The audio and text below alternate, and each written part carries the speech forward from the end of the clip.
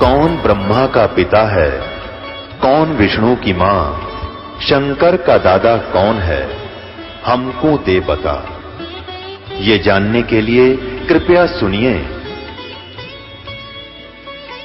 जगत गुरु तत्वदर्शी संत रामपाल जी महाराज के अमृत वचन सर्व पवित्र धर्मों के पवित्र शास्त्रों के आधार पर।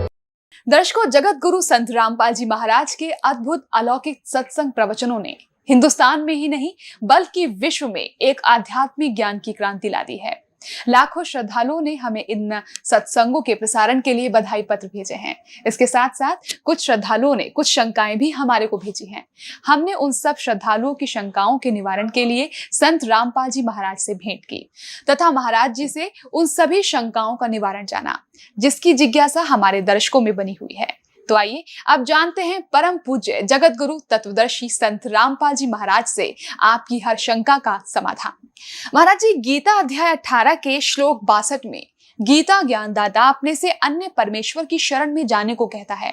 वह परमेश्वर कौन है? पुण्यात्माओं, गीता अध्याय नंबर 18 के श्लोक नंबर 62 और 66 में गीता ज्ञानदाता कहता है कि अर्जुन तू सर्वभाव से उस परमेश्वर की शरण में जा, उसकी कृपा से तो परम शांति को और सनातन परम धाम को प्राप्त होगा, उस परमेश्वर की कृपा से।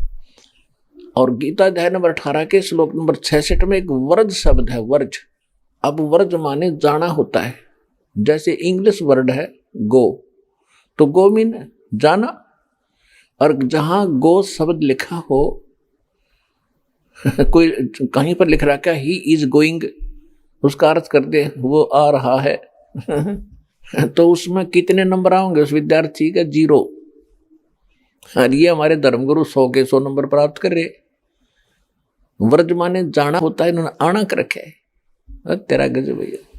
कहते हैं गुरु बिन काहू न पाया ज्ञाना, जो थोथा बुस छड़े मूड किसाना। गुरु बिन वेद पढ़ जो प्राणी, समझन सार रहे अज्ञानी। ये अज्ञानी थे सारे के सारे आज तक। गुरु मिला नहीं इनको, सतगुरु। गुरु तो शब्द पर्याप्त है, वैसे गुरु शब्द पर्याप्त है, टीचर अध्यापक, लेकिन ये नकली गणे हो गए, इसलिए सतगुरु कहना पड़ा। तो सतगुरु बिन काहू न पाया ज्ञाना, जो थोथा बोछड़े मूड किसाना। और सतगुरु बिन वेद पढ़े जो प्राणी, समझे न सार रहे ज्ञानी। सारे ज्ञानी थे। आज वेद दास ने पढ़ाए भगवान की दया से, और सदगुरु दास ने पढ़ाए आपको। आज आपके उंगलियां पर करवा दी या सब अध्याय और इनके शब्द। विष्णु जी कहते हैं मैं दुर्गा से ऊपर कोई देवता नहीं जानता। सचित्र मोटा टाइप, गीता प्रेस गोरखपुर से प्रकाशित। इसके कौन है संपादक, कौन है इसके देखिएगा, हनुमान प्रसाद पोदार, चिमनलाल गोस्वामी, और ये प्रकाशक है इसके। ये 28 पृष्ठ है, ये प्रथम स्कंद, पहला स्कंद है। और ये संक्षिप्त देवी भागवत 28वें, वही पढ़ रहे हम। नारद और व्यास जी की गोष्ठी हो रही है। नारद जी से प्रश्न पूछा है व्यास जी ने, और नारद जी बता रहे हैं। नारद जी ने कहा, महाभाग व्यास जी, तुम इस विषय में जो पूछ रहे हो, ठीक यही प्रश्न मेरे पिताजी ने भगवान श्री हरि से किया था। देवा अधिदेव भगवान जगत के स्वामी हैं, लक्ष्मी जी उनकी सेवा में उपस्थित रहती हैं। यानी विष्णु जी के विषय में बता रहे हैं। ऐसे जगत प्रभु भगवान श्री हरि महान तप कर रहे थे, उनकी समाधि लगी थी। यह देखकर मेरे पिता ब्रह्मा जी को बड़ा आश्चर्य हुआ। अतः उन्होंने उनसे जानने की इच्छा प्रकट की। ब्रह्मा जी ने पूछा, प्रभु आप देवताओं के अध्यक्ष, जगत के स्वामी और भूत भविष्य एवं वर्तमान सभी जीवों के एकमात्र शासक हैं।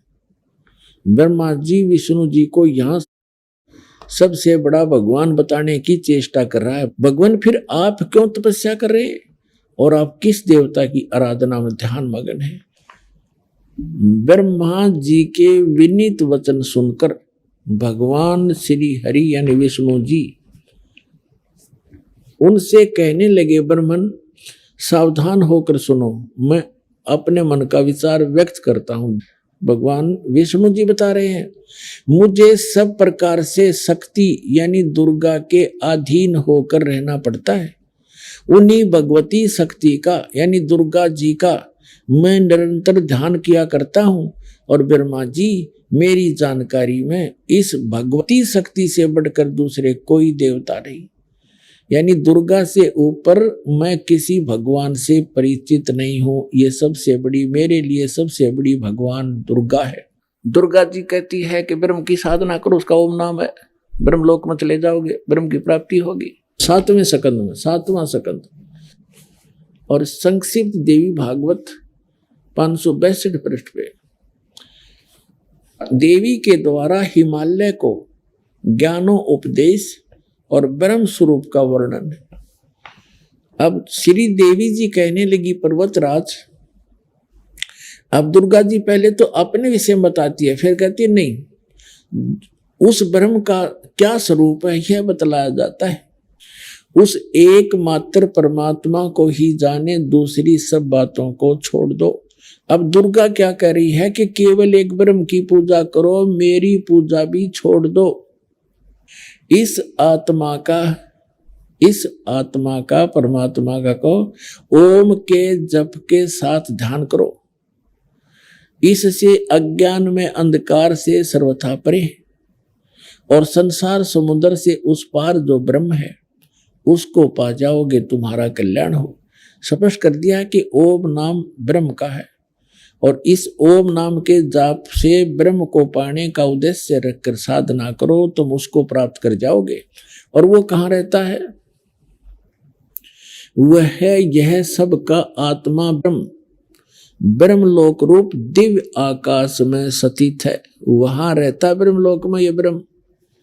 ब्रह्म कहता है कि उस परमात्मा की भक्ति करो जिसने सारे ब्रह्मांडों की रचना की, और सब बातें छोड़ दो और किसी की पूजा मत करो। और उसकी कृपा से तो उस स्थान पर चला जाएगा जहां जाने के बाद फिर लौट कर नहीं आते संसार में। इसलिए गीता ज्ञानदाता अपनी साधना को, अपनी गति को अनुत्तम बताता है कि जन्म मृत्यु तेरी भी रहेगी और तुम मेरी भी रहेगी। और जब तक जन्म मृत्यु है तब तक परम शांति नहीं हो सकती। वो पूर्ण मोक्ष होगा, उस शाश्वत स्थान पर चले जाएंगे जो सदा रहता है, कभी नाश नहीं होता, जिसको परमेश्वर ने संत भाषा में सत्यलोक कहा है। सत्य माने अविनाशी, लोक माने स्थान। गीता अध्याय नंबर 18 के श्लोक नंबर 62 में उसको शाश्वतम स्थानम, सतलोक, सत्य स्थान जिसका नाश कभी ना हो, अविनाशी स्थान, वहां चला जाएगा। और ये सिद्ध हो गया कि गीता ज्ञानदाता नाशवान, इसकी जन्म मृत्यु होती है।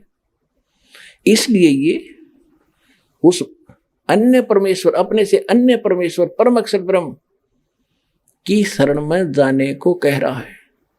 अपने आत्मा में देखना रहस्य इस गीता जी में। गीता अध्याय नंबर 7 के श्लोक नंबर 19 में स्पष्ट कर दिया, बहुनाम जन्मानाम अन्ते ज्ञानवान माम प्रपद्यते वासुदेव सर्वमिति स महात्मा सुदुर्लभ है। ओए होए, क्या बताया है कि बहुत बहुत जन्मों के किसी अंत के जन्म में कोई ज्ञानी आत्मा माम प्रपद्यते, मेरी भक्ति करता है ब्रह्म तक की, ना तो नीचे की जय गणेश देवा जय गणेश देवा, इन पत्थर की पूजा मंडे रहते, लगे रहते। कोई एकाध करता है ब्रह्म साधना और वो बता दी बात घटिया है मेरे वाली, फिर कहते हैं वासुदेव सर्वमिति स महात्मा सुदुर्लभ है। ओए होए, ये बताने वाला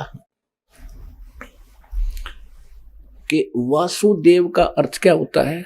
जिस परमात्मा का सबके ऊपर अधिपत्य हो, वो सर्वशक्तिमान सर्वगतम ब्रह्म, उसको वासुदेव कहते हैं। वेद में वासुदेव परमेश्वर कबीर जी के लिए उपमात्मक लिया गया है। और इन्होंने वासुदेव ला दिया श्री कृष्ण के, कर श्री कृष्ण तो वासुदेव का बेटा था। और वासुदेव एक व्यक्ति था जिसका नाम वेदों से ही उनके गुरुओं ने सेलेक्ट करके लिख दिया। श्री कृष्ण वासुदेव नहीं था, ये तो एक ब्रह्मांड में एक विभाग का मंत्री है, सतोगुण विभाग का। और परम अक्षर परम पूर्ण परमात्मा असंग ब्रह्मांड के स्वामी है, वो है वासुदेव। और वही पूजा के योग्य है, वही मोक्षदायक है, वही पाप नाशक है, और वो सबका मालिक है, सबका धारण पोषण करने वाला। कहते ये बताने वाला संत बड़ी मुश्किल से मिलेगा अर्जुन, कि वासुदेव ही सब कुछ है, उसकी भक्ति करो और की त्याग दो। वो पाप नाशक है, सबका पालक है, सृष्टि रचनहार है। कहते ये बताने वाला महात्मा तो सुदुर्लभ है, बड़ी मुश्किल से मिलेगा। और पुण्यात्मा आपको आसानी से मिला दिया दाता ने, धन आपके माता पिता जिससे जन्म हुआ। ये देखिएगा, हम यही पढ़ रहे हैं गीता अध्याय नंबर 7 का, और श्लोक नंबर 19 में क्या कहा है कि बहुनाम जन्मानाम अंते ज्ञानवान माम प्रपद्यते। बहुनाम जन्मानाम अंते, बहुत बहुत जन्मों के अंत के जन्म में कोई ज्ञानवान ज्ञानी आत्मा मुझे मेरी भक्ति करता है। वासुदेव सर्वम इति स महात्मा सुदुर्लभ है। ओए होए, ये बताने वाला कि वासुदेव ही सब कुछ है, सर्वम, वही मालिक है, वही सबका जनक है, सबका पालक है, पाप नाशक है, भक्ति योग्य है, पूर्ण मोक्षदायक है। ये बताने वाला साधु संत तो बड़ी मुश्किल तय मिलेगा। इस ब्रह्म का कितना क्षेत्र है ये देखिएगा। आपने जो ये ब्रह्मांड देखा, ये अब ये समझो हम इस स्थिति में आगे, ये एक गेंद जो है ये एक ब्रह्मांड समझ, ऐसे ये 5 ब्रह्मांड मिलाकर एक महाब्रह्मांड बना दिया इसने। ऐसे ऐसे ऐसे 4 महाब्रह्मांडों में 20 ब्रह्मांडों को रोक दिया, अपने अपने स्थान पर ये घूम रहे हैं। ये सारा एक 20 ब्रह्मांड का क्षेत्र है। फिर इसके बाद एक ब्रह्मांड ये और है इसका, ये सारा भी एक ब्रह्मांड है। ये तो दिखाने के लिए थोड़े से लिखने में नहीं आ रहे थे। इसका भी एलिप्टिकल शेप है, ऐसे ऐसे अलग से। तो ये ब्रह्मांड अलग से है, ये 21वां ब्रह्मांड है इसका। तो ये कुल मिलाकर ये सारे, ये ब्रह्मांड नहीं है, ये तो दिखाने के लिखने के लिए थोड़े बड़े बनाने पड़े। तो ये सारा एक ब्रह्मांड है इतना, ऐसे एलिप्टिकल शेप है इसकी भी ऐसे। तो ये एक ब्रह्मांड अलग है, ये 20 ब्रह्मांड ये है। एक ब्रह्मांड जो मैंने अभी आपको पहले दिखाया था वो समझो एक गेंद है, या एक गेंद जैसी है, ये इतना आ गया। और इस समझने के लिए तो ये 21 ब्रह्मांड का स्वामी है, ये 21 ब्रह्मांड का स्वामी है ब्रह्म, सरपुरुष, काल, शैतान, जिसको शैतान कहते हैं, ये है। और ये सरपुरुष भी कहलाता। अब देखो, अब ये है, ये जो आपने देखा 21 ब्रह्मांड का ये एक क्षेत्र है, अभी आपने देखा था, ये तो है सरपुरुष का। और इसके बाद जो ये स्थान है इतना, ये रेड लाइन जो है ये वाली, ये है 7 संख ब्रह्मांड इस परब्रह्म के, जिसको अक्षर पुरुष भी कहते हैं। ये सरपुरुष है, ये अक्षर पुरुष है। और ये ओवरऑल कंट्रोल जो अल्लाह अकबर है, अल्लाहु अकबर है, अल्लाहु अकबर यानी बड़ा भगवान, वो ये है। ये छोटे छोटे जो डॉट दिखे ये सारे ब्रह्मांड है, ये चारों तरफ ये सारे, ये सतलोक है सारा, ये सतलोक ये। और इसके ये है वो मूल मालिक अल्लाहु अकबर, जो 7 में वो कहते हैं अर्श कुर्स पर अल्लाह तकत है, खालिक बिन नहीं खाली। तो ये तकत है उस मालिक का, स्थान है, सिंहासन है।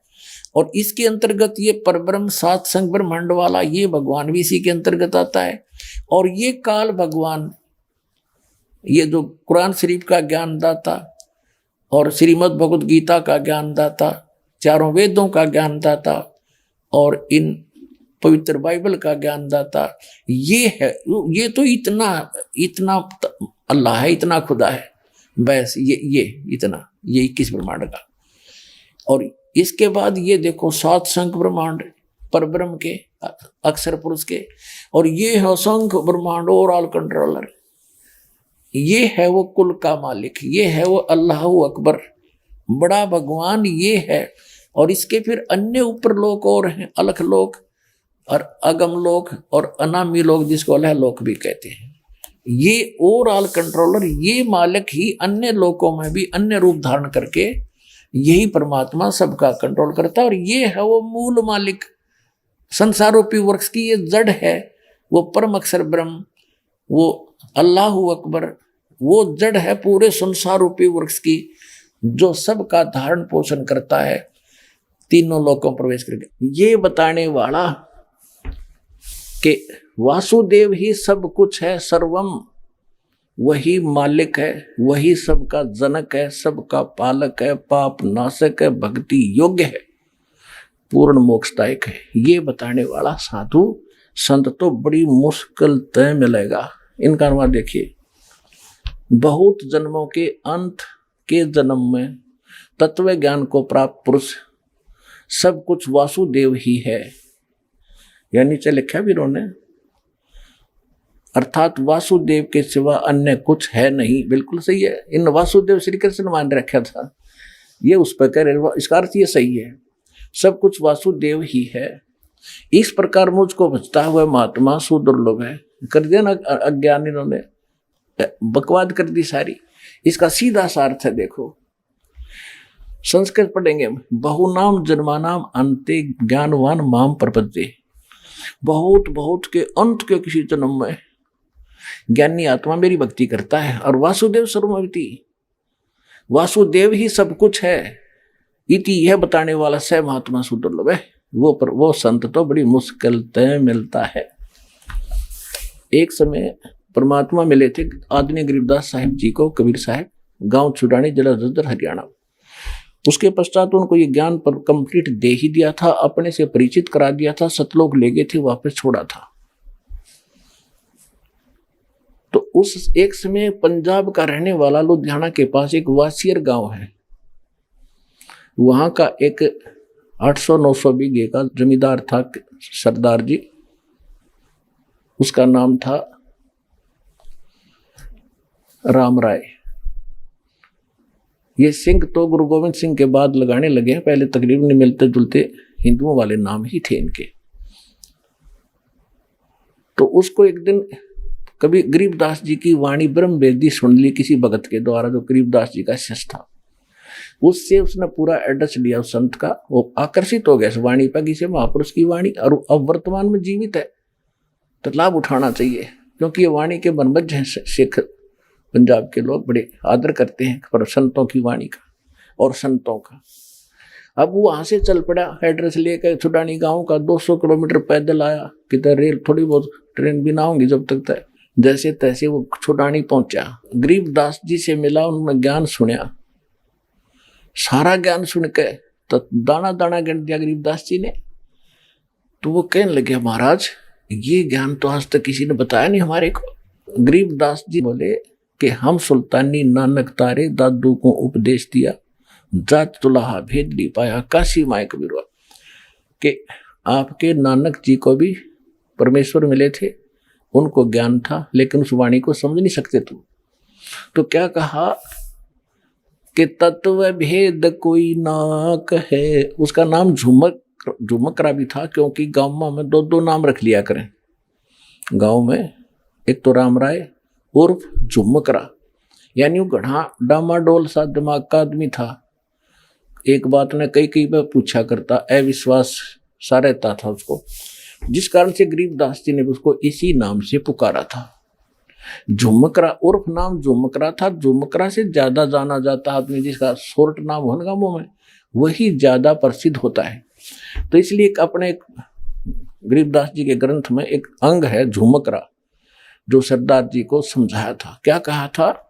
तत्व भेद कोई ना कहे रे झुमकरा, ये पैसे ऊपर नाच सुनो राई झुमकरा, कोटो मध्य कोई नहीं रे झुमकरो, और बो में कोई गर्क सुनो राई झुमकरा।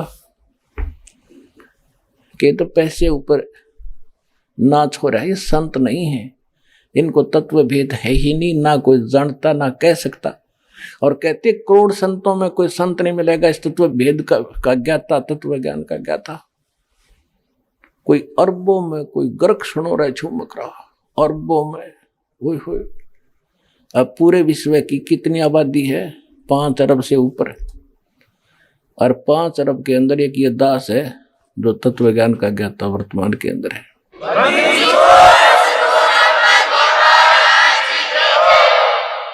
तो गरीबदास जी कहते हैं कोटों मध्य कोई नहीं रे झूमक रहा।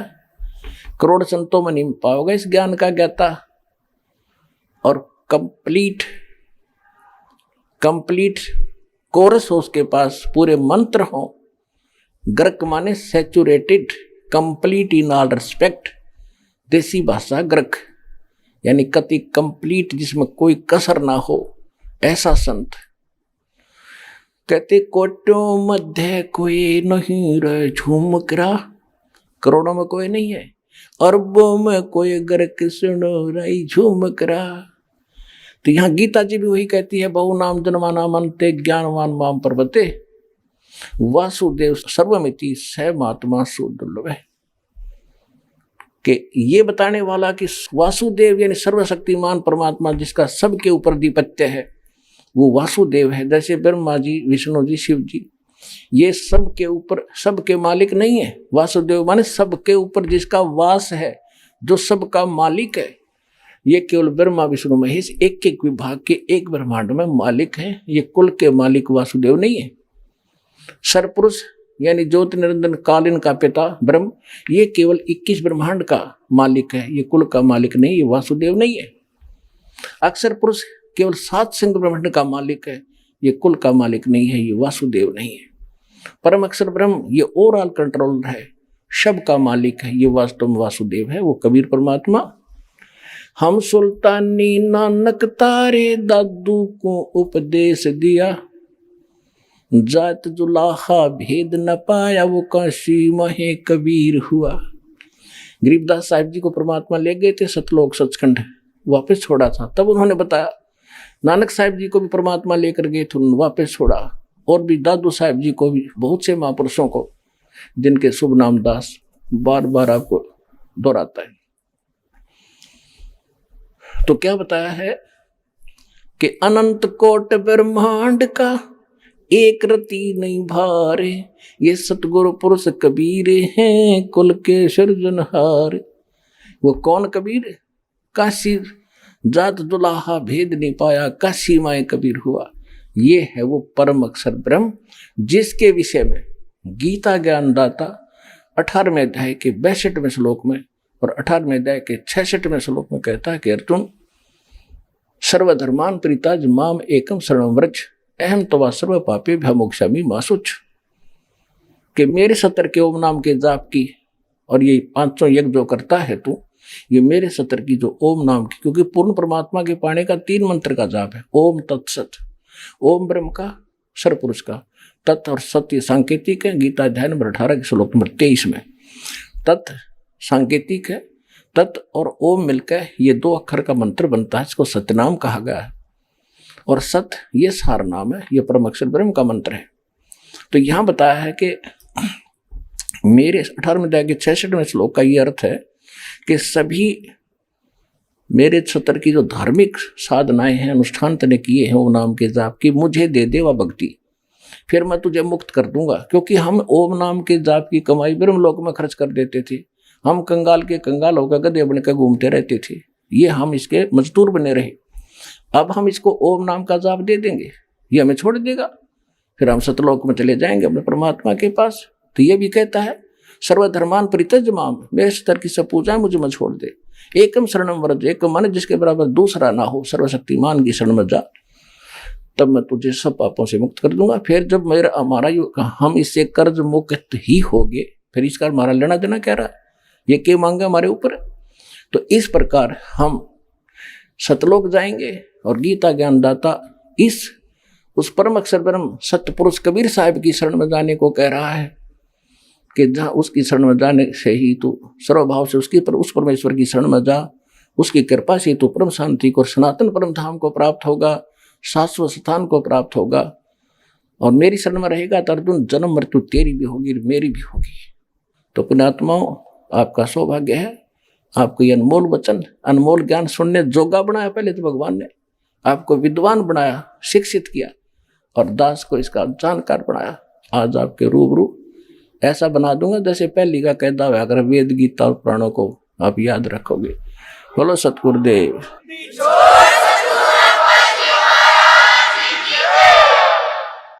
आइए अब हम उन श्रद्धालुओं के अनुभव जानते हैं जो जगत गुरु तत्वदर्शी संत रामपाल जी महाराज जी से दीक्षा प्राप्त कर चुके हैं तथा उनके द्वारा बताए गए भक्ति मार्ग पर चल रहे हैं। नमस्कार सर। सत साहब जी। सर क्या शुभ नाम है आप जी का? मेरा नाम राजीव दास है। सर कहाँ से आए आप? मैं वैसे तो चंडीगढ़ से बिलोंग करता हूँ, लेकिन मैं लंदन से आया हूँ। मैं इंग्लैंड में रहते हुए मेरे को 10 साल हो गए। Sir what is your occupation? I've been working as a physiotherapist for the past 10 years in England. I went to England in 2003, and ever since I've been living there as a physiotherapist. I've been working in one of the hospitals close to London, on the outskirts of Greater London. Sir, what did you come into the refuge of Sant Rampal Ji Maharaj? It is a slightly complicated story. In 2003, I was about to get married to my wife, of course, and when I came into her contact, she told me about Sadhguru Rampal Ji Maharaj, and during that time she talked to me about different things which I had never heard in the past. So things like who is Supreme God, where does he live, what does he look like, मतलब पूर्ण परमात्मा कैसा है, वो कैसा दिखता है, वो कहाँ है, क्या करता है, कहाँ रहता है, इसके बारे में मेरे को बिल्कुल भी ज्ञान नहीं था। तो ये सारी भक्ति करने से पहले मैं एक ब्राह्मण फैमिली को बिलोंग करता हूँ, तो मैं ये पारंपरिक अपनी भक्ति करता था। भक्ति तो हम क्या करते थे, चंडीगढ़ में रहते थे, पले बड़े वहीं पे थे, तो हमारी भक्ति वही नाम की भक्ति थी। मंदिर चले आते थे मंगलवार को, बुदाने का प्रसाद चढ़ा देते थे, फिर कभी कोई शिवरात्रि होती थी तो मंदिर जाके शिव जी की शिवलिंग पे पानी चढ़ा देते थे। अपनी माता जी को देखते थे आरती करते हुए शाम को, तो उनके साथ खड़े हो जाते थे, 2-3 लाइनें उनके साथ गा लेते थे। इस तरह की भक्ति किया करते थे। तो पारंपरिक मेरे को यही ज्ञान था कि ये परमात्मा है। फिर हमने कुछ पिक्चर्स देखी थी, जैसे उसमें दिखाते थे कि परमात्मा शिव जी हैं, शिव जी की तीसरी आंख है, वो खुल जाएगी तो सब कुछ नष्ट हो जाएगा। तो वो देख के हमें डर लगता था, तो हमने मन में शिव जी को ही जैसे अपना इष्ट मान लिया कि शिव जी पूर्ण परमात्मा है, इनकी तीसरी आंख जिस दिन खुल जाएगी उस दिन परले हो जाएगी, तो शिव जी को खुश रखना चाहिए। तो हमारे दिमाग में आया कि शिव जी ही सब कुछ है। तो एक तरह से मैं शिव भगवान को अपना इष्ट माना करता था।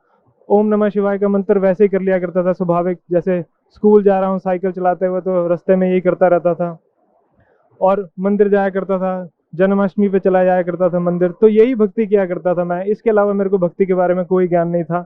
ना मैंने कभी वेदों का नाम सुना था, ना मैंने गीता का नाम सुना था। गीता का नाम भी मैंने पहली बार तब सुना जब टीवी पे वो सीरियल आया श्री कृष्ण जी के बारे में, उसमें दिखाया गया कि श्री कृष्ण जी ने गीता का ज्ञान दिया, तो मैंने पहली बार जिंदगी में गीता का नाम सुना था। हालांकि मैं ब्राह्मण फैमिली से बिलोंग करता हूँ, हमारे पिछले जो पूर्वज रहे हैं वो राज पंडित रहे हैं, वे ऐसा मेरे को बताया गया था, लेकिन मेरे को इस बारे में कोई ज्ञान नहीं था। तो आज तक जितने भी जिंदगी में मेरे कार्य हुए, जैसे मैं एग्ज़ाम में पास हो गया और मान लो मेरे को एडमिशन मिल गया, जो भी मैंने कोर्स किया, मैं फिर बाहर पढ़ाई करने भी गया, उसमें भी मेरे को अच्छी एडमिशन मिली, मेरे सारे कार्य सिद्ध होते गए। तो उस सब का श्रेय मैंने अपने परमात्मा शिव शंकर जी के ऊपर ही डाला कि शिव जी की जितनी भी मैं जो भी भक्ति करता हूँ उसकी वजह से मेरे को ये लाभ हुए सारे।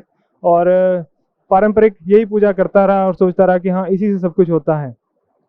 और उसके बाद जब मेरी शादी की बात चली 2003 में, तो 2003 में जो मेरी करंट वाइफ है उनके साथ कांटेक्ट में आने के बाद मेरे को पता लगा कुछ ऐसी बातों का जो मैंने आज तक कभी सुना नहीं था।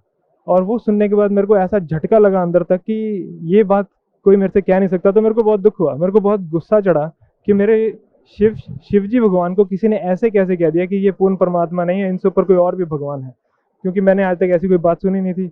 मुझे बड़ा दुख हुआ और एक तरह से मेरे को लगा कि यार ये बात ठीक नहीं है। खैर धीरे धीरे क्या हुआ कि उन्होंने मेरे को बताया कि ऐसे ऐसे परमात्मा के बारे में ये ज्ञान किताबों में दिया गया है और हमारे सतगुरु रामपाल जी महाराज ने ये ज्ञान हमें बताया है। तो मेरी उत्सुकता अंदर से बढ़ी, मेरे को लगा कि ये मेरे को जानना चाहिए, ऐसी क्या बात है इसके अंदर। कोई पढ़े लिखे लोग, मैं भी पढ़ा लिखा हूँ, मेरी वाइफ जो है वो भी पढ़ी लिखी है, कोई ऐसी बात क्यों कह रहा है, क्यों कोई इतने दावे से कह रहा है कि पूर्ण परमात्मा कोई और है, और हमारे ग्रंथों में ऐसी चीजें लिखी है, और वो वेदास और गीता के बारे में बोले और पुराण के बारे में मेंशन करे, जिसका मैंने नाम मात्र भी नहीं सुना था। और जब मेरे को ये सब लगा कि ये सब देखना चाहिए, तो मुझे लगा कि मुझे जानना है इसके बारे में। तो मेरी उत्सुकता बढ़ती गई, मैं उनसे और पूछता गया कि मेरे को बताओ और क्या है। तो मेरे को उन्होंने सबसे पहले सृष्टि रचना का ज्ञान बताया। ये मेरी बात उनसे फ़ोन पे हुआ करती थी, मैं उस वक्त इंग्लैंड में ही था, और फ़ोन पे उन्होंने मेरे को जैसे सृष्टि रचना का ज्ञान बताया, एक दो चीज़ें और बताई, और मैंने जाके थोड़ा इंटरनेट के ऊपर खोला, गुरु जी की वेबसाइट को भी खोला थोड़ा सा, जो www.jagatgururampalji.org, और थोड़ा मैंने बाकी गीता की वेबसाइट को खोला। तो उसमें एक दो श्लोक ऐसे जैसे उन्होंने बताए थे मेरे को, तो उसमें कुछ श्लोक संकेत कर रहे थे कि पूर्ण परमात्मा कोई और है, और वो जो गीता का ज्ञान देने वाला परमात्मा है वो अर्जुन को कह रहा है, अर्जुन अगर तुझे पूर्ण मोक्ष चाहिए या पूर्ण शांति चाहिए तो उस परमात्मा की शरण में चला जा। और गीता ज्ञानदाता खुद ज्ञान दे रहा है, और वो अपने स्तर पे भी ज्ञान दे के बोलता है कि अगर तेरे को ये चाहिए, मेरी भक्ति करेगा तो मैं तेरे को यहाँ के सारे सुख दूंगा, लेकिन अगर तेरे को पूर्ण परमात्मा चाहिए और तेरे को मुक्ति चाहिए तो तू उस परमात्मा की शरण में चला जा, उस परमेश्वर की शरण में जा। तो ये जानकर मेरे को बड़ी हैरानी हुई। फिर मेरी उनसे और बात होती रही।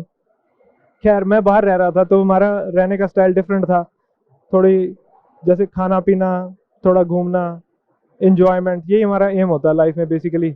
और तो वो करते करते वो बात थोड़ी ढीली पड़ गई। 2004 फरवरी में मेरी शादी हुई, उसके लिए मैं इंडिया आया। शादी के बाद क्या हुआ कि शादी से अगले दिन ही मेरे को जो मेरी वाइफ है वो लेके आए हुए थे, ये परिभाषा प्रभु की सत्संग है परमात्मा के किए हुए। सदगुरु रामपाल जी महाराज ने परिभाषा प्रभु की नाम के सत्संग कर रखे हैं, 100 सीडीज लगभग बना रखे हैं। तो उसकी पहली 3 सीडीज हमने डीवीडी प्लेयर पे चला के देखी। मेरे को अंदर से उत्सुकता बहुत थी कि ऐसा क्या ज्ञान है जो मेरे को ये बताना चाह रहे हैं और मेरे समझ में नहीं आ रहा। तो मैंने फिर वो सीडीज देखी, पहली सीडी देखी, दूसरी देखी, तीसरी देखी। तीसरी सीडी देखने के बाद ऐसा लगा कि परमात्मा ने इतने प्रमाण दिए हैं, वेदास खोल खोल के दिखाए, भगवत गीता खोल के दिखाई, कुरान खोल के दिखाई, बाइबल खोल के दिखाई, सारे पुराण दिखाए, और उसमें से एक ही बात सिद्ध की कि पूर्ण परमात्मा कौन है, पूर्ण परमात्मा को कैसे पाया जा सकता है, वो कहाँ रहता है और उसका क्या नाम है। ये जानकर मुझे इतना हर्ष हुआ कि मैंने अपने माता पिता को सबको बताया, और उन्होंने भी मेरे साथ बैठ के ये ज्ञान सुना, और इस चीज में उन्होंने हामी भरी कि हाँ, ऐसा गीता में लिखा गया है कि किसी और परमात्मा के बारे में गीता ज्ञानदाता ज्ञान देना चाह रहा है। और उन्होंने इसमें सहमति व्यक्त की कि हाँ, ऐसा है, कुछ ये बात है। तो फिर धीरे धीरे करते हम उनसे और बात करते रहे। बात करते करते थोड़ा ज्ञान अंदर समाने लगा, बहुत अच्छा लगने लगा। तो फिर हमने फ़ोन किया आश्रम में फ़ोन किया तो पता लगा गुरुदेव जी, सदगुरु रामपाल जी महाराज नरवाना में सत्संग करने के लिए गए हुए थे।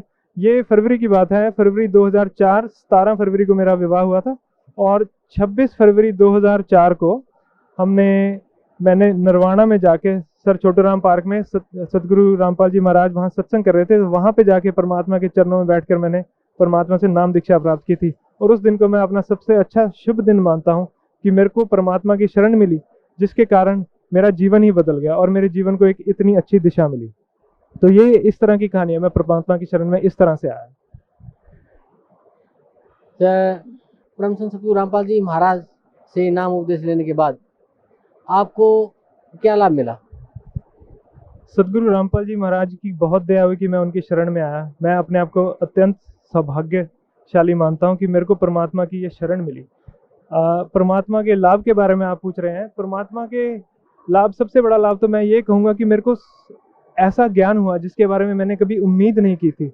मेरे को सबसे बड़ा ये ज्ञान हुआ कि परमात्मा कौन है, परमेश्वर कौन है। ये जानने के बाद फिर मेरे को दूसरा सबसे बड़ा लाभ, या सबसे बड़ा लाभ आप कह लीजिए, मेरे को परमात्मा मिले। मेरे को परमात्मा का ज्ञान हुआ कि सदगुरु रामपाल जी महाराज के रूप में पूर्ण परमात्मा आए बैठे हैं। क्योंकि वेदों में कहा गया है, गीता में भी कहा गया है कि वो जो पूर्ण संत होता है, जो अपने बारे में पूर्ण ज्ञान देता है, पूर्ण सृष्टि का ज्ञान देता है, वो परमात्मा स्वयं ही होते हैं। तो मैं अपने आप को इतना सौभाग्यशाली मानता हूँ कि मेरे को परमात्मा का ज्ञान हुआ और परमात्मा मिले। इस रास्ते पे आने के बाद मेरे, कह लीजिए कि ऐब नहीं लगे या ऐब छूट गए, ऐसा कोई खास ऐब नहीं था। लेकिन जिस सोसाइटी में मैं रहता था, वेस्टर्न कंट्रीज में मैं रह रहा था, उस हिसाब से मैं किसी भी दिशा में जा सकता था। वहाँ पे सोशल ड्रिंकिंग आम चीज़ है, अल्कोहल, विस्की ये पीना कोई बहुत बड़ी बात नहीं है। पार्टीज में लोग सोशलाइज करते हैं, it's very easy that you can get into this habit. But मेरे साथ ऐसा नहीं हुआ। परमात्मा के नियम है, जिनके नियमों का पालन करते हुए हमें इस मर्यादा में रहना होता है कि हम कोई भी किसी भी तरह का नशीला पदार्थ का सेवन ना करें, कोई मांस ना खाएं। ये नाम लेने से पहले मैं कभी कभार मांस खा भी लिया करता था, लेकिन जब से मेरे को पता लगा, जैसे मेरी वाइफ ने भी मेरे को बताया कि ये चीज़ें खानी अच्छी नहीं होती, जैसा अन्न वैसा मन, तो उस समय से मैंने ये खाना भी छोड़ दिया था। लेकिन परमात्मा के नियम होने के बाद, नियम पता लगने के बाद मेरे को ऐसा लगा कि मेरी जीवन की दिशा बिल्कुल बदल गई। इससे पहले मैं सोचा करता था, मतलब यही एम लेके मैं बाहर गया था कि मैं अच्छे पैसे कमा लूँगा, जिस तरह का मेरा प्रोफेशन है उसमें मैं अच्छी तरह से नौकरी कर सकता हूँ, पैसे कमा सकता हूँ, कोई प्रॉब्लम नहीं है, और एक अच्छी लाइफ व्यतीत कर सकता हूँ। तो यही एम लेके मैं बाहर गया था। लेकिन परमात्मा का ज्ञान होने के बाद मेरे को पता लगा कि ये सारी मटेरियलिस्टिक चीज़ें जितनी भी हैं, जैसे कि घर, कोठी, पैसा, ये तो नाशवान चीज़ें, ये चीज़ें यहीं रह जाएंगी। और बाकी जो असली धन हमारा है, जो कि राम नाम का धन है, जो कि भक्ति है, वो मेरे को पूर्ण संत सतगुरु रामपाल जी महाराज जी से ही प्राप्त हुई। तो मैं अपने आप को बहुत सौभाग्यशाली मानता हूँ कि मेरे को वो पूर्ण ज्ञान मिला। वेद में श्लोक आते हैं जो कि परमात्मा को डिफाइन करते हैं। कहते हैं, वेद में आता है उशिगसी कबीर अंगारी ऐसी। उशिगसी मतलब संपूर्ण शांतिदायक, संपूर्ण शांतिदायक कबीर अंगारी ऐसी मतलब पापों को नष्ट करने वाला कबीर परमात्मा है।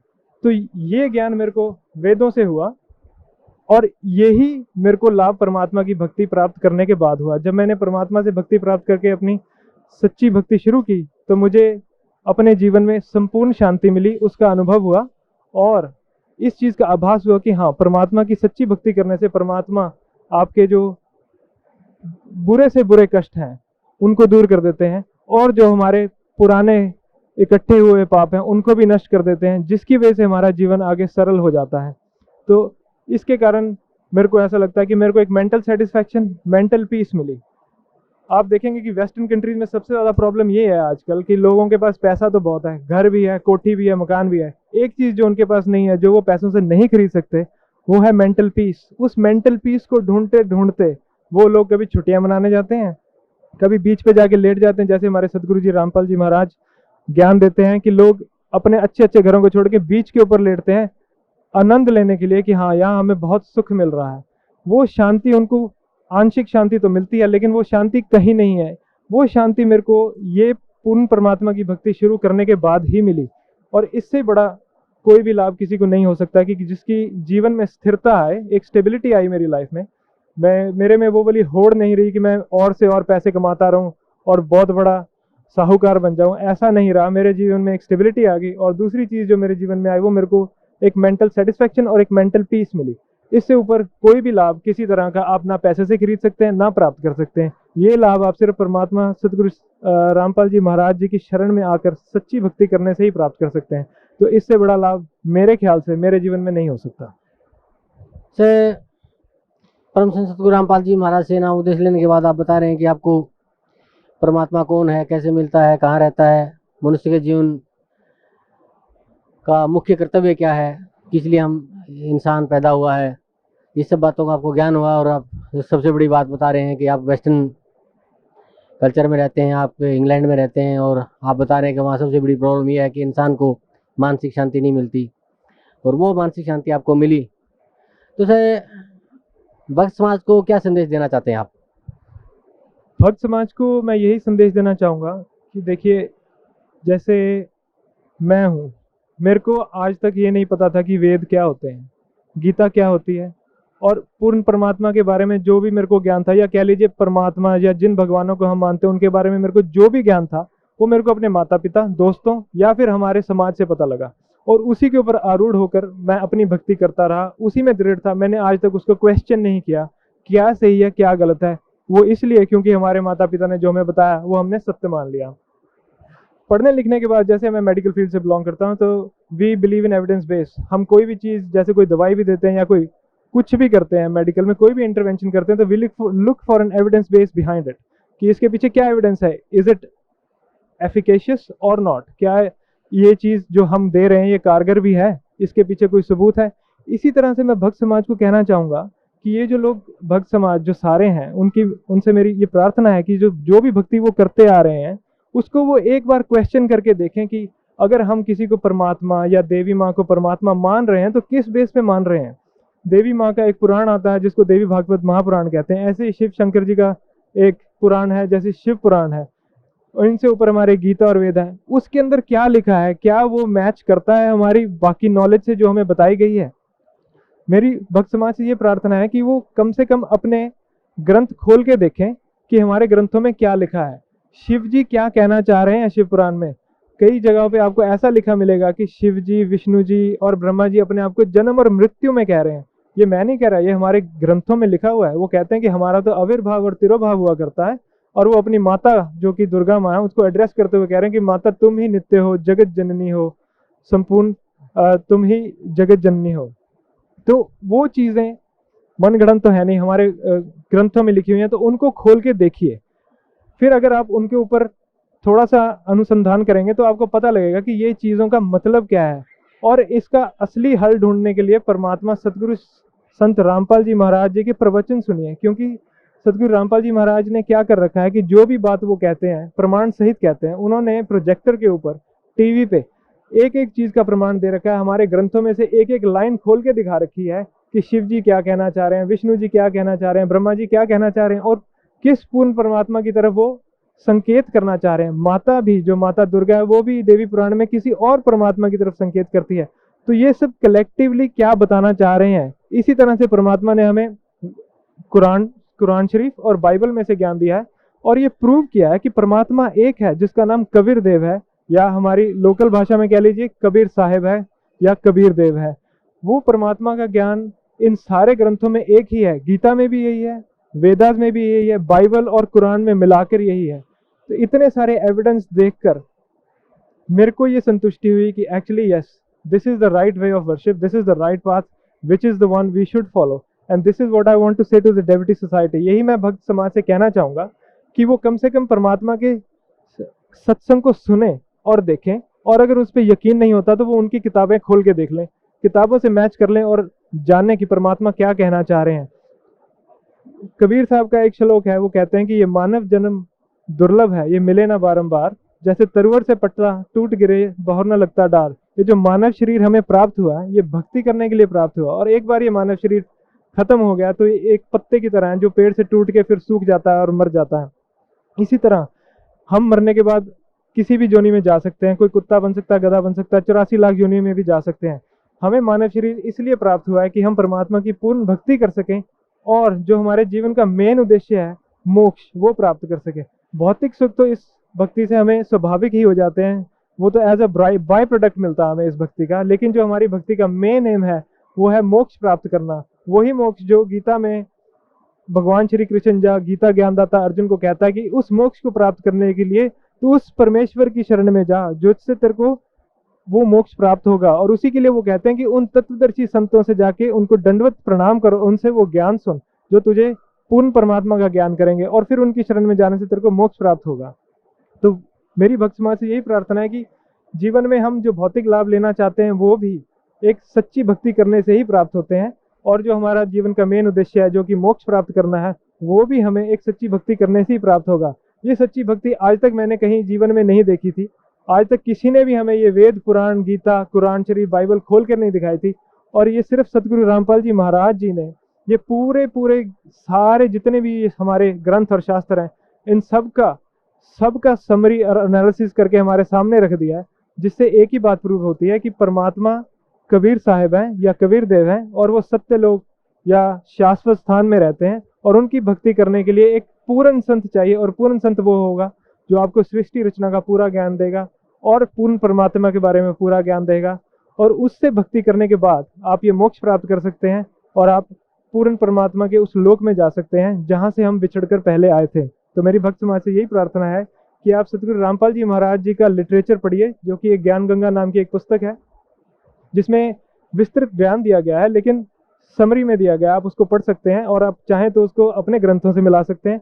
दूसरी एक वेबसाइट है www.jagatgururampalji.org। आप उस पर जाके ये सारे जितने भी एविडेंसेस हमारे गुरुदेव जी ने बता रखे हैं, वो उस पर आप सारे चेक कर सकते हैं। गुरुदेव जी ने बहुत सारे वीडियोस बना रखे हैं, वो भी आप चेक कर सकते हैं। इसका एकमात्र रास्ता यही है कि आप अपने ग्रंथों का अनुसंधान कीजिए और परमात्मा सतगुरु संत रामपाल जी महाराज जी के प्रवचन सुनिए और पूर्ण ज्ञान प्राप्त कीजिए। इसी से आपको पूर्ण लाभ होगा और इसी से मोक्ष प्राप्त होगा। Thank you sir, thank you so much. नमस्कार सर, साहब भगत जी। क्या शुभ नाम है जी आप जी का? जी मेरा दुर्गा प्रसाद दास नाम। कहाँ से आए हैं जी आप? जी ग्राम हुसैना, जिला हमीरपुर और उत्तर प्रदेश। सर क्या काम करते हैं आप? जी मैं राज मिस्त्री का काम करता था। सर परम संत सतगुरु रामपाल जी महाराज की शरण में आने से पहले आप कौन सी भक्ति करते थे? मैं जी पहले विष्णु भगवान का पूजन करा करता था और नवरात्रि में व्रत करता था और 9 दिन जवारा भी रखता था। और वो जवारा कैसे रखते थे, हमारे गांव में हमारे बुजुर्ग बताते हैं कि एक घड़े मंगाते थे 2-4, उसके ऊपर का हिस्सा तोड़ करके और उसमें जौ बो दिया करते थे और 9 दिन उसकी सिंचाई किया करते थे और कुछ खाया भी नहीं करते थे। ऐसे इनकी हम करते रहे 9 दिन तक। 9 दिन के बाद फिर जब जिस दिन निकालना होता है तो उस दिन जो है निकाले जवारे और एक सांग बनवाते थे। इनकी लोहे की बड़ी भारी सांग होती थी, कोई 1.25 मन की होती थी, कोई 1.25 पसेरी की होती थी, कोई 1.25 कुंटल की भी होती थी। तो बताते थे कि अगर जो इनको सांग लेते हैं तो उनको कोई इनकी दुख नहीं होता है और सब परमात्मा उनका जो है पूर्ण करता है। इस प्रकार से मैंने 11 साल की उम्र से वो सांग इस तरफ से छिदा करके इस तरफ निकलवाता था मैं। और मैंने अभी तक इन साल तक इनकी जो है तो मैंने यही काम किया और जब मुझे कोई लाभ नहीं मिला। और वो जो दुर्गा पूजन करवाते थे, नवरात्रि में जवारा रखवाते थे, उसमें क्या कराते थे जी कि वो नवरात्रि के दिन घी देते थे और गुड़ चीनी सब कुछ देते थे, उसमें धूप डलवाते थे और बुजुर्ग बताते कि इसमें बाद में शराब भी डालो और शराब डालने के बाद बताते निबुआ भी काट के डालो, उसमें निबुआ भी काट के डाल दिया। फिर बोलते थे कि एक अंडा ले करके और जिस दिन निकालो उस दिन जो है तो उधर फोड़ दो। वो अंडा भी फोड़ दिया उधर इनकी जो है। इस प्रकार से इनकी ये काम करवाते थे। मुझे ये कुछ ज्ञान भी नहीं था, मैं बहुत साल तक ही करता रहा। इसके बाद फिर मुझे ये हुआ, किसने बताया कि आप मौन चराया करो। हमारे यहाँ मौन कैसे चराते हैं, ये मोर के पक्खे होते हैं जो, तो उनको जो है ले करके और 2 दिन का व्रत होता है और नंगे पैर जिनकी जंगलों में जाते हैं, जहाँ जहाँ आश्रम होते हैं वहाँ पे एक नारियल भी फोड़ा करते हैं और पान बतासा भी चढ़ाया करते हैं। और इस प्रकार से सारा दिन इनकी भूखे प्यासे भटक करके या शाम करके आते थे। और इसी प्रकार से मैंने कम से कम 7 साल तक इनकी मैंने ये मौन का भी व्रत किया, मगर उसमें मुझे कोई लाभ नहीं मिला। तब मुझे ये हुआ कि प्रथम मुझे बताया कि आप जब तक गुरु नहीं करेंगे तब तक आपको कोई लाभ नहीं होगा। मैं गुरु की तलाश में बहुत बार गया, पर जिस जगह मैं जाता था तो कोई संत मुझे गांजा पीते मिलता था और कोई गुटखा भी खाता था, बीड़ी भी पीता था। तो मेरे दिल में ये होता था कि ये संत ऐसा जब करते हैं तो ये इनको कुछ ज्ञान नहीं होता है। मैं जाता था, बैठता था और चला आता था, क्योंकि मैं दूर तो जा नहीं पाता था, नज़दीक में ही जाया करता था। कुछ दिन के बाद मैंने सोचा कि और दूर चल के देखता हूँ। फिर मैं कुछ दिन के बाद अपने गांव में सत्संग हुआ तो एक जो है संत जी, उनका नाम था रामदेवनाथ जी महाराज, वो इंदौर से चल करके आए थे। तो उनसे मैंने कहा कि महाराज मुझे आप दीक्षा दे दें। तो उन्होंने कहा कि बेटा आपको दीक्षा तो दें, मगर आप गुटखा बीड़ी तम्बाकू सब छोड़ देना होगा। मैंने कहा सर सब छोड़ दूंगा। मैंने कहा मुझे अभी चाहिए, इनकी जो है आज इसी दिन नहीं तो कल मुझे ज़रूर दे देना। बोले बेटा ऐसे नहीं देंगे, क्योंकि इस गांव में आई हैं, इस गांव की ब्राह्मण के लड़के मेरे पीछे बहुत से हैं और कह रहे हैं कि महाराज हमको भी दो, हमको भी दो। इसलिए जो है अगर आपको देंगे तो ये बुराई मानेंगे, क्योंकि हम इनके यहाँ आए हैं, इसलिए ना उनको देंगे ना तुम्हें देंगे। हम तुम्हें बताते हैं कि तुम एक सत्संग हमारे गांव के नज़दीक में हुआ करता था, तो बोले उधर जो है हम आएंगे और तुम वहाँ पे आना और आपको सत्संग में जो है तो रुकना और आपको वहीं जो है नाम दे देंगे। हमने कहा ठीक है। इसके बाद मैं उनका इंतज़ार करता रहा और ऐसा काम आ गया कि मैं दिल्ली चला गया। मैं राजमिस्त्री का काम भी करता था। जब दिल्ली चला गया, उस सत्संग का टाइम आया, मैं वहाँ नहीं पहुँच पाया। मैंने फ़ोन भी किया इंदौर के लिए, उन्होंने कहा कि ठीक है कोई बात नहीं, आप इंदौर आ जाइए। मैंने कहा सर मुझे इंदौर नहीं मैं आ पाऊँगा गुरु महाराज, अब मुझे ऐसी कुछ कृपा करो कि मैं आपके पास आ जाऊँ। ऐसी कृपा हुई कि वो आए ही नहीं और मुझे गुरु भी मिले भी नहीं। मेरे अंदर बहुत आस्था थी। तब मैंने सोचा कि परमात्मा मैं क्या करूं, और मैं सतमार्ग में भी चलता था, मैं अपनी सच्चाई में रहता था। और मेरे जो पिताजी थे, मैंने उनसे कभी छिपाव नहीं किया। अगर दिल्ली से कमा के पैसे लाता था, मैं अपने पिताजी को सारे पैसे दे देता था। और मैं यहाँ तक था कि अपने बच्चों को तक नहीं बचाता था। आज मेरी इनकी जो इधर भक्तमती भी है और मेरी लड़की भी है, मैं अपना उनका कुछ बहुत खर्चा पानी जो वहाँ से इनकी साड़ी वगैरह जो भी लाता था वही लाता था, 10-50 100 बचा लिया, नहीं ईमानदारी से सब दे देता था। इसके बाद कुछ दिन के बाद हमारे पिताजी को शक नहीं, ये नहीं विश्वास होता था कि ये सारे पैसे मुझे देता है। एक दिन उन्होंने कहा कि आप पैसे बैंक में जमा करते हैं, तू बेईमान है। मैंने कहा पिताजी मैं बेईमान नहीं हूँ, मेरे पास एक लड़की है, मैं कसम खा के कहता हूँ कि मैं किसी पैसा नहीं बचाता, ना मैं बैंक में जमा करता हूँ। मेरे पिताजी बोले ये तो काल है, काल जो लोग है ये तो कलयुग है, यहाँ की कोई देव देवता की कसम खाने से कोई लाभ नहीं होता, झूठी सब कसम खा जाते हैं। तो मैंने कहा ठीक है पिताजी, मुझे अभी पता नहीं था कि ये कलयुग है, अब आपके मुँह से मैं सुन रहा हूँ कि वास्तव में अब कलयुग होगा जो आप बता रहे हैं मुझे, क्योंकि आप मेरे पिता हैं। जब तुमने मुझे ये बता दिया कि कलयुग आ गया है तो ठीक है, मैं कोई बात नहीं है, अब मैं आपकी से दूर हो जाऊंगा। मैं ऐसा कह करके 1 साल हो गया मैं अपने ससुराल में रहते रहा। सर परम संत सतगुरु रामपाल जी महाराज की शरण में आप कैसे आए? ये जी ऐसे आए कि मैं अपने बहन के पास गया था, तो वहाँ पे रमेश नाम भगत के इनकी दास रमेश भगत दास जी यहाँ से जुड़े हुए थे। वो हमारी बहन के जेठ थे और उनके देवर भी एक हाथ से विकलांग हैं, वो भी जुड़े थे। तो मैंने पहले तो रमेश भगत दास जी से मैंने पूछा कि आप कहाँ से जुड़े हैं, तो उन्होंने बताया और मोबाइल से सत्संग भी सुनाया। तो मैंने कहा आप मुझे भी ले जाइए, तो बोले ठीक है आपको ले चलेंगे, जब चलेंगे तो बता देंगे। हमने कहा ठीक है।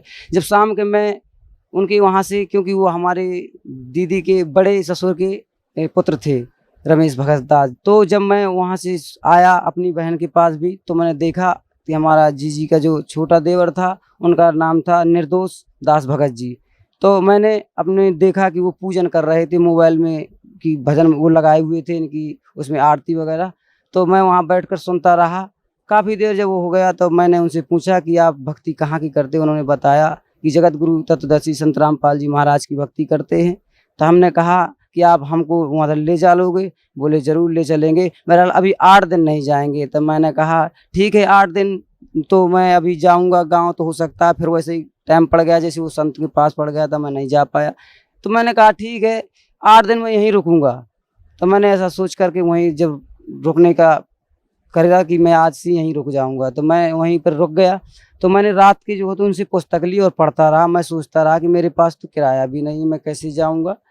तो सुबह जब हुआ तो मैंने कहा कि भगत जी मेरे पास तो पैसे भी नहीं है, मैं कैसे जाऊंगा इनके आश्रम। तो उन्होंने कहा कि मैं विकलांग हूँ, तुम मेरे साथ चलो, मेरा एक जो है भगत कोई भी जाएगा मेरे साथ, वो फ्री होता है। तो मैंने कहा ठीक है। इस प्रकार से मैंने सोचा कि चलूँगा, किराया तो मेरा नहीं लगेगा, फिर भी मैं आश्रम में जाऊँगा तो पुस्तक भी लेनी पड़ेंगी, गुरुजी की फ़ोटो भी लेनी पड़ेंगी, मेरे पास कुछ भी पैसे नहीं, मैं क्या करूँ। मैं ऐसा विचार करता रहा, बैठा रहा। कुछ दिन मैं घूमने के लिए कुछ बाहर निकल गया। जब थोड़ी देर बाद खाना खाने के टाइम आया तो मेरी बहन के पास एक पड़ोस की बहन बैठी हुई थी। उसने कहा बहन तेरा भैया आया है और मेरा लैट्रिन बाथरूम का काम है, हो सके तो भाई अगर तेरा करा दे तो ठीक रहे। तो जब इनकी जो है ऐसा कह करके, तो उसने बहन ने मेरी कहा कि देखो बहन पता नहीं वो करे या ना करे, मैं नहीं बता सकती हूँ, अगर आ जाएगा तो मैं ज़रूर पूछ लूँगा। तो कुछ दिन के बाद मैं उधर ही आ गया। तो उसने बहन ने मेरी पूछा कि भैया आप इनका काम कर सकती हो। तो मैंने पूछा, मैंने कहा दीदी आपका कौन सा काम है। तो उन्होंने बताया कि लैट्रिन बाथरूम का है और मिस्त्री तो है मेरे पास, लेबर नहीं है। तो मैंने कहा ठीक है, जब परमात्मा के यहाँ जाना मुझे काम मिल रहा है तो मिस्त्री से कोई ज़रूरी नहीं है, मैं बेलदारी ही कर लूँगा। मैं ऐसा सोच करके 3-4 दिन काम किया। उन्होंने मुझे 150 रुपये के रेट में 650 रुपये दिए। मैं यहाँ सतगुरु महाराज की शरण में आया। तो जब मैं यहाँ आया, जगत गुरु तत्वदर्शी संत रामपाल जी महाराज से मैंने नाम लिया और जब उनके शरण में आकर मैंने आशीर्वाद लिया, उन्होंने मेरे सिर में हाथ रखा, सारा मेरा कष्ट दूर हो गया और जो भी सिर में दर्द होता था और पीड़ा भी रहती थी सब खत्म हो गया। तो मैंने ये सोचा कि अब मैं अपने घर जाऊंगा और अब मैं भक्तमती को भी कहूँगा कि आप चलो। तो मेरी भक्तमती उस समय अपनी ससुराल में थी, क्योंकि मैं घर वालों से ऐसा जग हो गया था तो मैं चला आया था। जब मैं अपनी ससुराल गया तो मैंने अपने कहा कि आप भी इनकी गुरु महाराज की शरण में चलिए।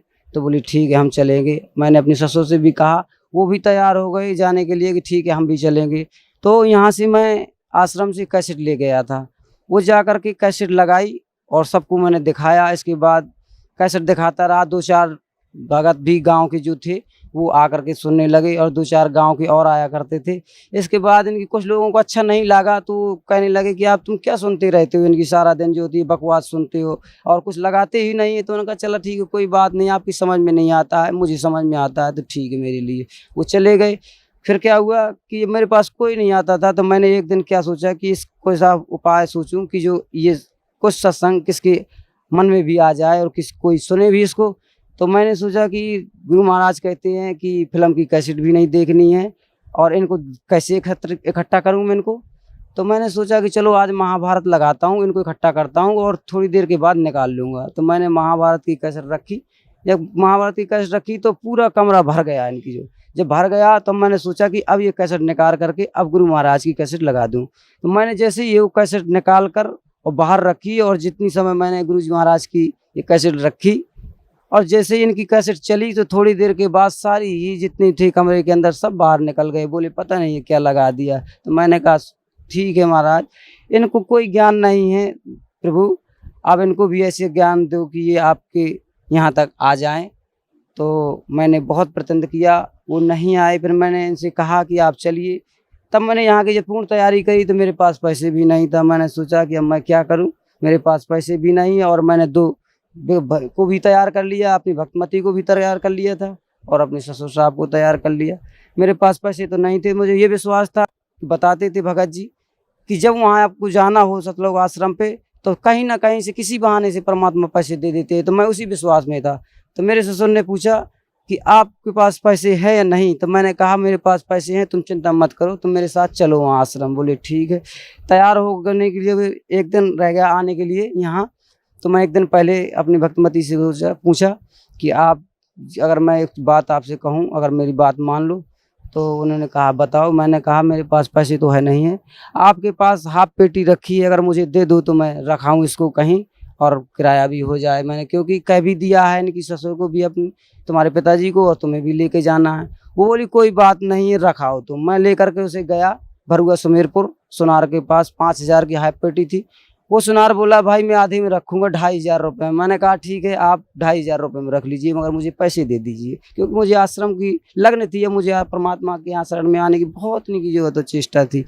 तो मैंने 2500 रुपये ले करके वो नई हाफ पेटी वहाँ पर मैंने दे दी और ले करके मैं संत रामपाल जी गुरु महाराज की शरण में अपने ससुर साहब को ले करके और अपनी भक्तमती और अपनी छोटी बहन बिटिया को भी ले करके यहाँ आया। और मुझे इनकी इस तरीके का सुख मिला कि मैं क्या बताऊँ, मैं उनकी वर्णन भी नहीं कर सकता अपने मुखारबिंद से। जैसा यहाँ पे मैं देख रहा हूँ और जो मुझे इनकी एक एक क्षण में इनकी जो सुख मिल रहा है और जो मेरे भक्तमती को भी सुख मिला यहाँ आने पर। उसने मेरे तो जिस दिन यहाँ आया और सत्संग होने के बाद तुरंत मेरे से मिली और कहा कि आप अच्छी जगह ले आए हो, परमात्मा यहाँ तो स्वयं विराजमान है। सर भक्त समाज को क्या संदेश देना चाहते हैं आप? मैं ये चाहता हूँ भक्त समाजों को और अपने अगल बगल गांव वालों को कि ये जो करवाते हैं बुजुर्ग की नवरात्रि में व्रत रखवाते हैं, जवारा बवाते हैं, घी से उसका जो हवन कराते हैं, धूप करवाते हैं और फिर उसके बाद उसमें कह देते हैं कि शराब डाल दो, उसमें नींबू डाल दो, अंडा डाल दो, ये धार हो गई, ये ऐसा गलत काम मत करो, इसको छोड़ दो। और बताओ मैंने 11 साल से लेकर के अभी तक इनकी जो है तो सांग इस तरफ से लेकर के उस तरफ इनकी जो है तो कम से कम 100 यानी 1 कुंटल तक की वजन की लेता रहा, जो कि 40 यानी कि 30 भगत इनकी जो तो पकड़ करके मुझे जाते रहे, मगर मुझे कोई लाभ नहीं हुआ। तो मैं इससे कहता हूं कि ये नहीं करो। और जो आप ये मोर के पक्ष लेकर के उसमें जाते हैं, 2 दिन जंगलों में भटकते हो, उपवास करते हो, जगह जगह पे इनकी जो जंगलों की मंदिरों में प्रसाद चढ़ाते हो, उससे कोई लाभ नहीं है। इससे मैं कहता हूँ कि आप इधर आइए, अपना कल्याण कराइए। और एक बात मैंने ये भी सुनी अपने बुजुर्गों से कि वो कहते हैं कि हमारे ठाकुर देव पूछते हैं, कोई कहता है मेरा करताल देव भी पूछते हैं, कोई कहते हैं मेरी दुर्गा पूछती है, मुझे ऐसा करना पड़ता है वैसा करना पड़ता है, साल में 1 बार पूजा होती है, ये गुरु महाराज तुम्हारे सब छुटवाते हैं।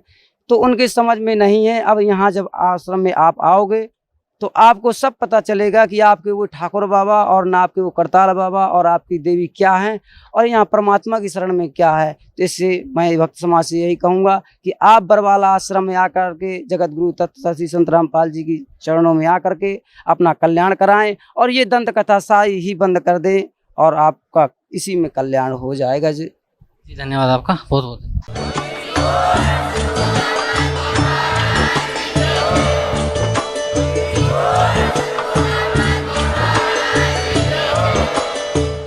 रहे थे जगत गुरु तत्वदर्शी संत रामपाल जी महाराज जी के मंगल प्रवचन। अधिक जानकारी के लिए विजिट कीजिए हमारी वेबसाइट www.jagatgururampalji.org। संत रामपाल जी महाराज जी के शुभ आशीर्वाद से पूरे विश्व भर में 500 से भी ज्यादा नाम दीक्षा केंद्र हैं, जिन पर संत रामपाल जी महाराज जी द्वारा ऑनलाइन निशुल्क नाम दीक्षा दी जा रही है। अपने नजदीकी नाम दीक्षा केंद्र का पता करने के लिए संपर्क करें 8222880541।